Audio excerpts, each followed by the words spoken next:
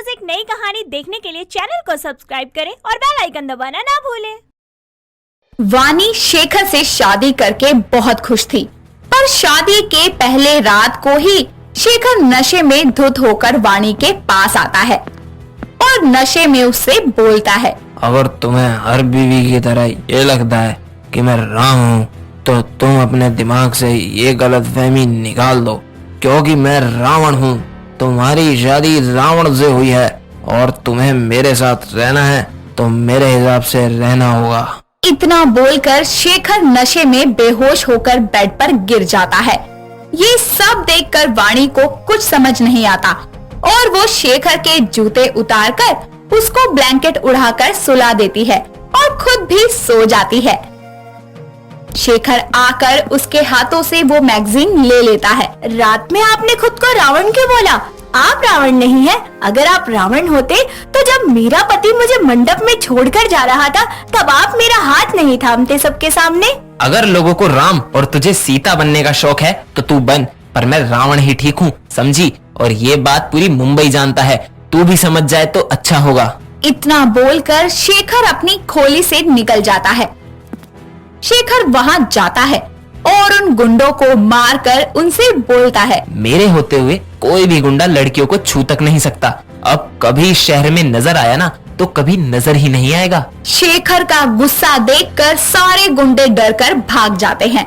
तुझे ये रकम मिलती ही इसलिए है ताकि तू अपनी जगह को भूल जाए, समझा? वाणी उनकी सारी बातें सुन लेती है और जल्दी से चौल में जाती है।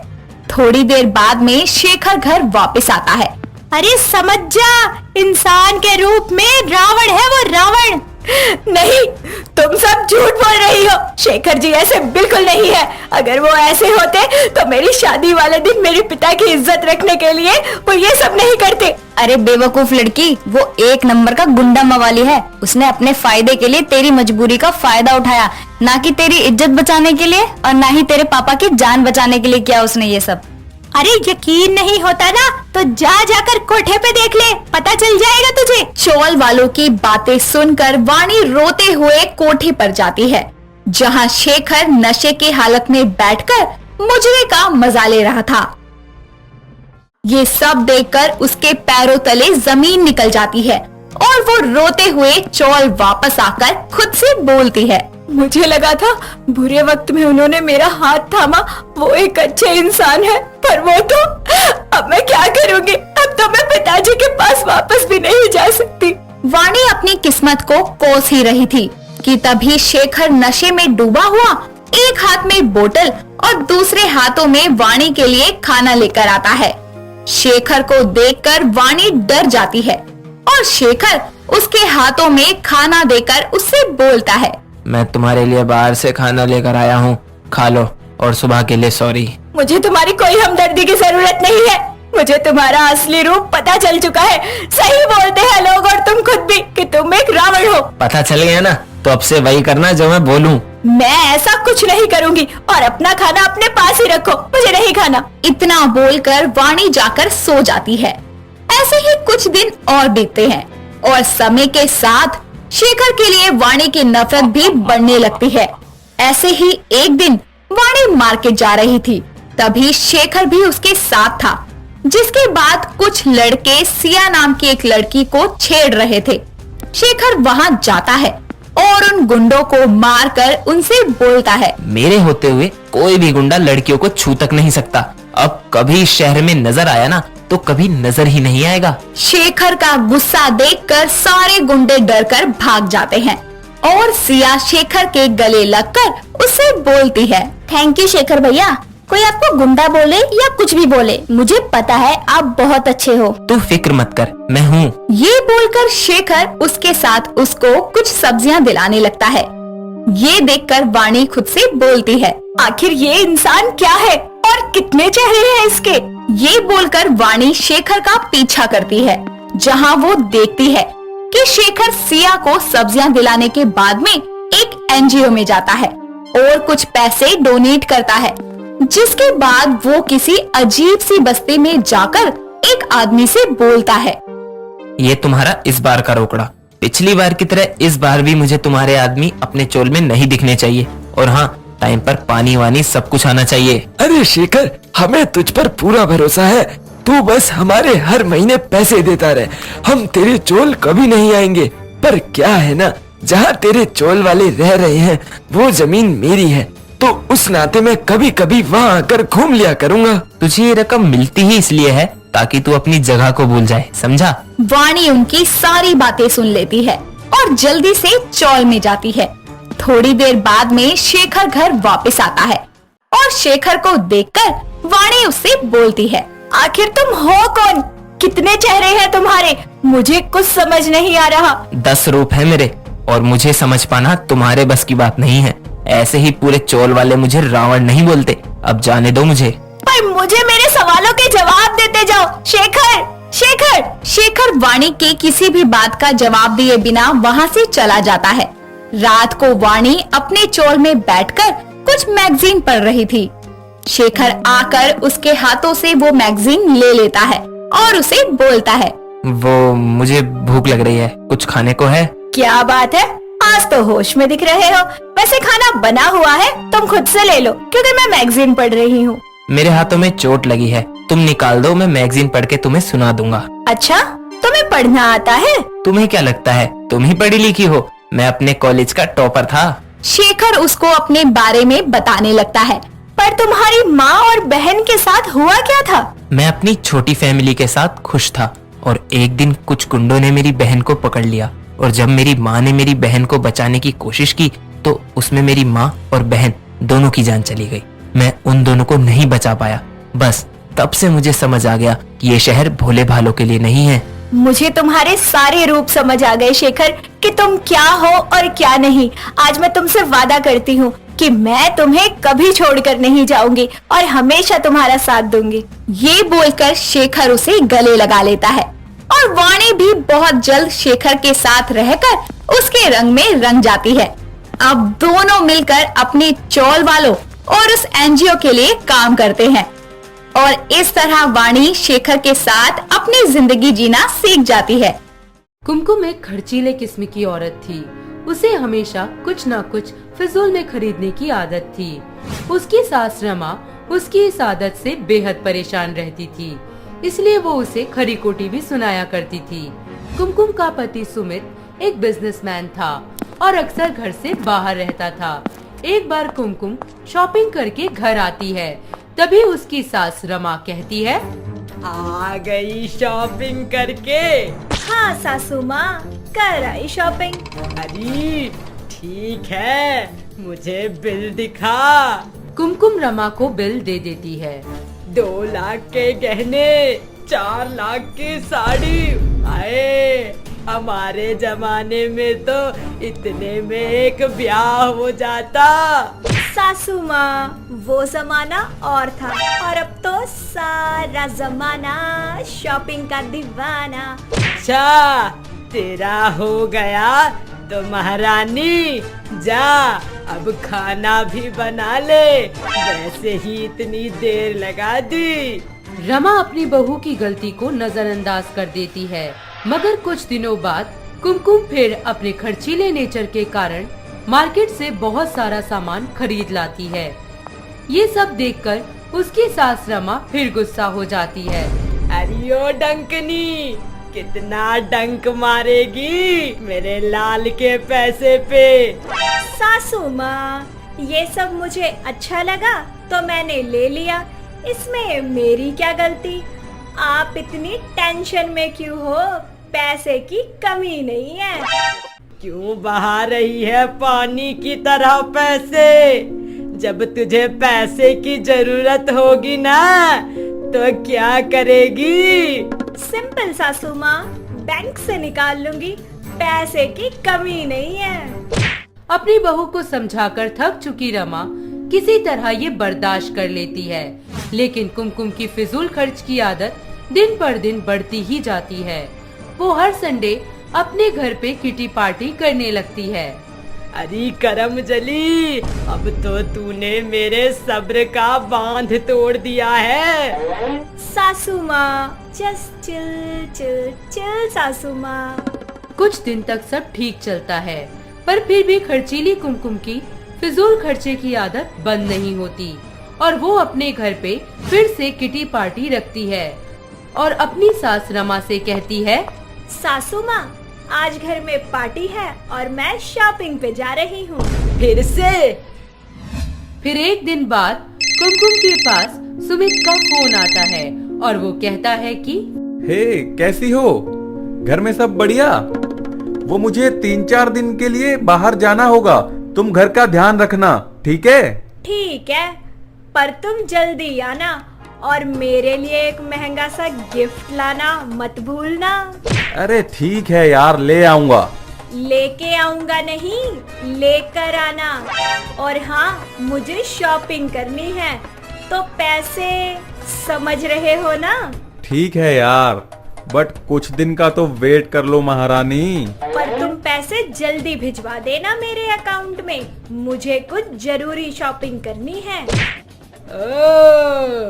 तो महारानी पैसे मांगे जा रहे थे और शॉपिंग करनी है। हाँ, करनी है। आपको क्या, जब देखो सुनाती ही रहती हैं, पैसे की कमी नहीं है। ये मुंह और मसूर की दाल। अरे एक दिन तुझे वक्त ही बताएगा कि पैसे की अहमियत क्या है। कुमकुम की सास रमा उसे पैसे की अहमियत के बारे में समझाती है, पर अपनी खर्चीली आदत के चलते वो उसकी बात नहीं मानती और दिन पर दिन और भी ज्यादा लापरवाह होती जाती है। धीरे धीरे उसके अकाउंट का सारा पैसा खत्म होता जाता है और तभी एक शाम उसके पति सुमित का फोन आता है। हेलो, कैसे हो? ठीक नहीं हो, तुम्हारी माँ ने मेरा जीना हराम कर रखा है।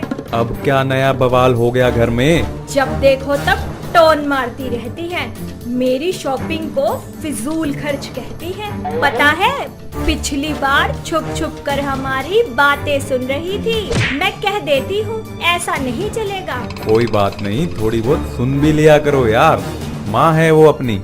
अरे सुनो, मैं बाद में बात करता हूँ, मुझे मीटिंग के लिए निकलना है। सुमित फोन कट करके मीटिंग के लिए निकल जाता है। वहीं दूसरी ओर कुमकुम की सास सोचती है कि कैसे अपनी खर्चीली बहू को सही रास्ते पे लाया जाए।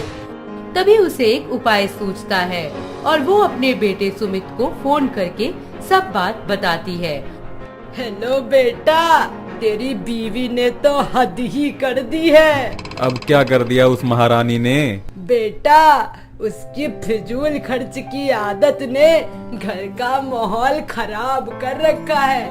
मैं चाह रही हूँ कि हम उसको कुछ सबक सिखाएं, जिससे वो सीधे रास्ते पे आए।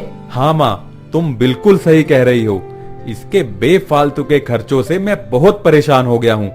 इसका इलाज तो करना ही पड़ेगा। इस तरह सुमित और रमा कुमकुम को सबक सिखाने के लिए एक योजना बनाते हैं। सुमित कुमकुम के बैंक अकाउंट से सारे पैसे अपनी माँ के अकाउंट में ट्रांसफर कर देता है और कुछ देर बाद सुमित कुमकुम को फोन करता है। हेलो बेबी, आज फर्स्ट फ्लाइट से घर आ रहा हूँ मैं। Really? I am so excited.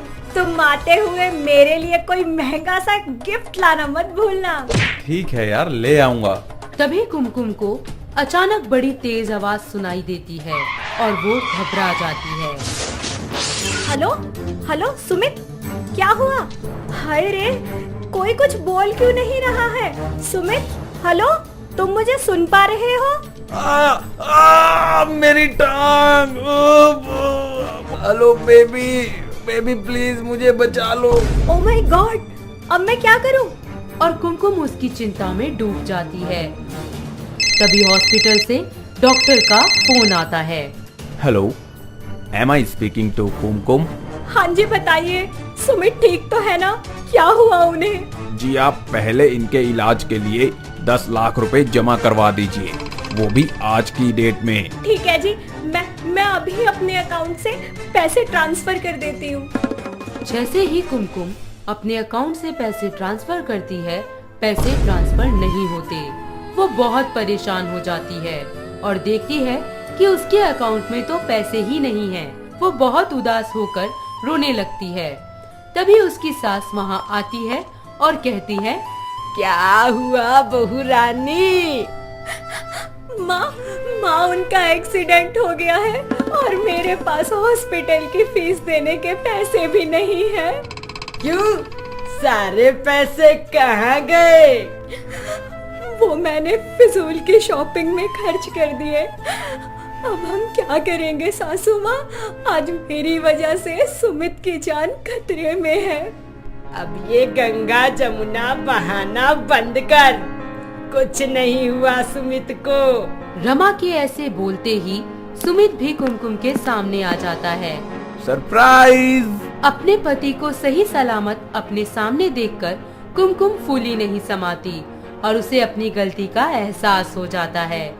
इस तरह हमारी खर्चीली बहू कुमकुम को पैसे की अहमियत समझ आ जाती है और उनका परिवार एक साथ खुशी से रहने लगता है। भूमि एक बहुत ही समझदार पढ़ी लिखी लड़की थी। उसकी जिंदगी के सिर्फ 3 ही लक्ष्य थे। पहला कि वो टीचर बन जाए, दूसरा कि टीचर बनने के बाद उसकी शादी हो जाए और हाँ, जिससे उसकी शादी हो वो उसका ख्याल रखे, उसे प्यार करे और उसकी रिस्पेक्ट करे। पर महज 22 साल की उम्र में भूमि का वजन 85 किलो हो गया था। सब उसको उसके मोटापे की वजह से चिढ़ाया करते थे। ऐसे ही एक दिन उसके घर पे माँ देखो ना, ये मुझे मोटी सांड पता नहीं क्या क्या बोल रहा है। मैं सच कह रही हूँ माँ, मैं मार दूंगी इसे। हाँ तो क्या गलत कह दिया? तू है तो मोटी सांडनी। ओहो, बस करो तुसी दोनों, सारा दिन ड्रामे करते रहते हो। इस तरह रोज रोज भूमि के घर उसके मोटापे को लेकर खटपट चलती ही रहती है। वहीं दूसरी ओर आयुष्मान पढ़ाई में शुरू से ही कमजोर होता है और वो अपने पापा खड़क सिंह की दुकान पे काम करने लगता है। उसके पिता को अपने कम पढ़े लिखे बेटे की शादी की चिंता सताने लगती है। तभी एक दिन आयुष्मान के पिता की मुलाकात अपने पुराने दोस्त बाबूराव से होती है। भाई इतने टाइम बाद, क्या हाल है तेरा? अरे बाबा मैं तो ठीक हूँ, तू बता रख के हो गया? कोई टेंशन है कि? अरे टेंशन की बात तो है ही। अरे बाबा, एक बेटी का बाप जो हूँ, मुझे उसकी शादी की बहुत चिंता रहती है यार। अरे बेटे की शादी तो मन ने भी करनी है अपनी यार। मैंने सोचू हूँ इस दोस्ती ने रिश्तेदारी में बदलना तो सही रहेगा ने। बावड़ी तरेड़, और इससे बड़ी क्या बात होगी। और फिर एक दिन आयुष्मान और भूमि की शादी के सिलसिले में दोनों परिवारों की मुलाकात होती है और सब लोग इस रिश्ते से बेहद खुश होते हैं। पर आयुष्मान और उसकी माँ बिंदिया को भूमि के मोटापे से प्रॉब्लम होती है। वो भूमि को देख के बुरा सा मुंह बना लेते हैं। और जब आयुष्मान का परिवार अपने घर पहुंचता है तब साइज देखा है उसका, कितनी मोटी है। हाँ, तू बड़ा 30 मार खा हो रहे हैं। अपने आप ने देखे कटरीना कैफ के सपने देखे जावेगी नहीं उसे। जी सही कह रहा है आयुष्मान, ज्यादा ही हो रहा है आपका। मुझे भी पसंद नहीं है ये मोटी। आखिर मैं पूछती हूँ कि कमी ही क्या है हमारे लड़के में जो इस गॉडजिला से इसकी शादी करवाए। अरे मर्द की जुबान है, शादी तो होके ही रहेगी। जो 10वीं फेल बेटी का फूफा, अरे वह बेरे कौन है तने? टीचर है, टीचर। इस तरह खड़क सिंह के आगे आयुष्मान और उसकी बीवी बिंदिया की एक नहीं चलती। इस तरह वो दोनों खड़क सिंह की बात मान ही लेते हैं और फिर कुछ दिनों बाद गोल मटोल भूमि की शादी नक चढ़े आयुष्मान के साथ धूमधाम से हो जाती है। शादी के बाद एक सुबह, अरे ओ बहू, झाड़ू लगा दी हो तो मेरे लिए खाना भी ले आ। अभी लाई सासू माँ। पैरों में फेविकॉल चिपका है क्या? तब से उसी जगह चिपकी है। अरे जल्दी जा और जाके खाना लेके आ। ये लीजिए खाना सासू माँ। हाय हाय, मैं तो थक ही गई। अरे बहू, वही तो, तू जितनी है मोटी, काम में है उतनी खोटी। मोटापे के कारण भूमि घर के कामों को धीरे धीरे करती है, जिसके कारण उसकी सास को बहुत गुस्सा आता है और वो उससे चिढ़ती रहती है। वहीं दूसरी ओर उसका पति आयुष्मान उसे अपनी बीवी के रूप में अब तक एक्सेप्ट नहीं कर पाता। एक दिन वो भूमि को पास की मार्केट में लेकर जा रहा होता है। तभी उसका दोस्त उसे देख लेता है। आयुष्मान अपने दोस्त से बहुत छुपता है और भूमि को मार्केट में अकेला छोड़कर अपने दोस्त के पास जाता है। और भाई कहाँ जा रहा है मोटी भाभी के साथ? यार तू उसे भाभी भाभी मत बोल, वो मोटी हिप्पो बेबी एलिफेंट मेरे पिताजी ने मेरे पल्ले बांध दी। अरे यार कैसी बातें कर रहा है, तेरी बीवी है यार वो। तू ना अपना मुंह बंद कर ले। तेरे को पता है कितनी शर्म आती है मेरे को उसको अपनी बीवी बोलने में। मेरा मन तो करता है उस मोटे को मैं भैंसों के मेले में छोड़ के भाग आऊं बस, तो कोई ना कोई तो उसको भैंस समझ के ले ही जाएगा अपने साथ। तभी भूमि चुपके से आयुष्मान की सारी बातें सुन लेती है और उसका मन दुखी हो जाता है। साथ ही उसे आयुष्मान के द्वारा उसके मोटापे का मजाक उड़ाने पर बड़ी तेज गुस्सा आता है। वो आयुष्मान के पास जाती है और उसे खिंचा के चांटा लगा देती है और तभी आयुष्मान बोलता है, तुम्हारी हिम्मत कैसे हुई अपने पति पर हाथ उठाने की? पति? कैसा पति? हाँ, वो जो भरे बाजार में सबके सामने मेरी बेइज्जती करे, अपने दोस्त के सामने मेरी बुराई करे। तमाशा मत बनाओ और घर चलो। तमाशा तो अब बन ही गया है आयुष्मान। क्या कह रहे थे तुम? मुझे छोड़ना चाहते हो? इंसल्ट फील होती है तुम्हें मेरे साथ? हाँ होती है। अपने पापा की वजह से तुझसे शादी की मैंने मोटी। अब यहाँ तूने जो ड्रामा किया है ना, अब तो तुझे पक्का छोड़ दूंगा मैं। अरे तुम क्या मुझे छोड़ोगे? मैं खुद तुम्हारे साथ एक पल नहीं रहना चाहती। कान खोल के सुन लीजिए, I just want to divorce with you। इस तरह दोनों के बीच काफी बहस होती है और दोनों अपने अपने घर चले जाते हैं। घर वालों के समझाने पर भी वो नहीं मानते और डाइवोर्स फाइल करवा देते हैं। डाइवोर्स पर कोर्ट उन्हें 6 महीने एक साथ एक ही घर में रहने के लिए ऑर्डर देता है और भूमि वापस अपने ससुराल आ जाती है। कुछ दिन तक सब अच्छा चलता है और एक दिन अचानक एक फोन आता है। बिंदिया फोन उठाती है। हेलो कौन? हेलो जी, आयुष्मान का एक्सीडेंट हो गया है और वो सिटी हॉस्पिटल में है, आप जल्दी आ जाइए। अजी सुनते हो, जल्दी आइए। अरे कहाँ हो? क्या हुआ माँ जी? आप इतना घबरा क्यों रही हैं? पिताजी घर पर नहीं हैं। आप मुझे बताइए। अरे मेरे आयुष्मान का एक्सीडेंट हो गया। क्या कहा आपने? कुछ नहीं होगा उन्हें माँ जी, आप हिम्मत रखिए, मैं हूँ ना आपके पास माँ जी। भूमि अपनी सास बिंदिया को संभालती है और वो दोनों हॉस्पिटल चले जाते हैं। कुछ दिनों बाद आयुष्मान ठीक तो हो जाता है, पर उसके परिवार की आर्थिक हालात बहुत खराब हो जाते हैं। यहाँ तक कि उनकी दुकान भी बिक जाती है। आयुष्मान बेरोजगार हो जाता है और उसके ससुर की तबीयत भी दिन पर दिन बिगड़ती ही जाती है। अब भूमि अपनी टीचर की जॉब से ही घर चलाती है और सबका बहुत ध्यान रखती है। आयुष्मान को भूमि के गुणों से प्यार होने लगता है और फिर एक दिन, भूमि मुझे तुमसे कुछ कहना है। क्या हुआ आयुष्मान? कहिए, क्या कहना चाहते हैं? भूमि वो हाँ हाँ जल्दी बोलिए ना, मुझे और भी काम है। I love you. ओहो, आप इतना भी नहीं बोल पाए। I love you too always Ayushman. मैं तो हमेशा से ही आपको चाहती थी, पर तुमने हर बार मेरे मोटापे का मजाक बनाया। अरे भूमि यार, वो सॉरी यार, प्लीज माफ कर देना यार। मैं समझ नहीं पाया तेरे को और बेकार में तेरे को मोटी वोटी बोलता था। वो दिल से सॉरी यार, मतलब तू ना बस मेरे को माफ कर दे यार बस। इस तरह आयुष्मान को अपनी गोल मटोल मोटी बीवी से प्यार हो जाता है और वो उसे प्यार से गले लगा लेता है। साथ ही अपने गुणों से भूमि अपनी सास बिंदिया का भी दिल जीत लेती है। अब परिवार में सभी को समझ आ जाता है कि बेशक भूमि मोटी है, पर वो बहुत गुणवान है। इस तरह सभी लोग हंसी खुशी रहने लगते हैं। दोस्तों, अगर आपको ये कहानी पसंद आई तो इसे लाइक करें, शेयर करें और कमेंट करके बताएं कि कहानी में आपको सबसे अच्छा क्या लगा।